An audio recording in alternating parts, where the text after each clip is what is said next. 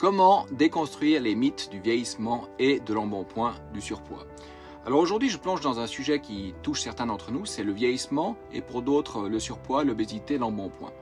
Souvent, on a tendance à le percevoir comme inévitable. Alors aujourd'hui, on va juste explorer la manière dont nos croyances sur le vieillissement, la prise de poids, peuvent influencer et changer notre réalité.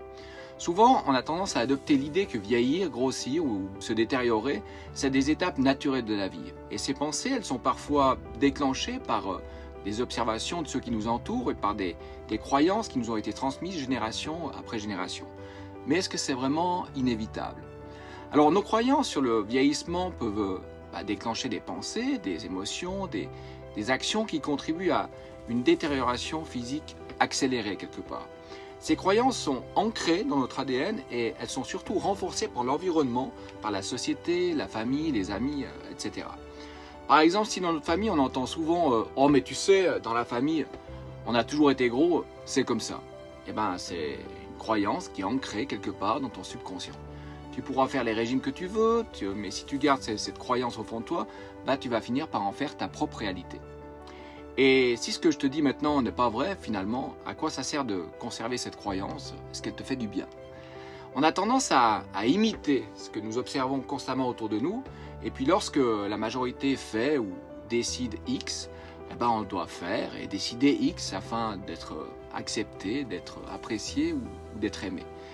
Et encore si la majorité fait ou décide X, ce sera parce qu'il n'y a pas d'autre option, c'est comme ça, et il n'y a plus besoin de réfléchir. Ça sera finalement une réalité. Je crois qu'on en a fait l'expérience, la triste expérience, il y a quelques temps. On a tendance à imiter ce que nous observons constamment autour de nous, et si la norme est de voir le vieillissement, le surpoids comme un déclin inévitable, on n'est plus enclin à accepter cette réalité sans vraiment se poser de questions. Mais qu'est-ce qui se passe si on change notre perspective et qu'on remet en question quelque part ces normes? Parce que dans mes voyages en Inde, j'ai vu des gens de 50, 60, 70 ans qui paraissaient tout juste 30 et qui avaient encore des yeux de gosse. Ici, en Occident, est-ce que c'est vraiment le cas?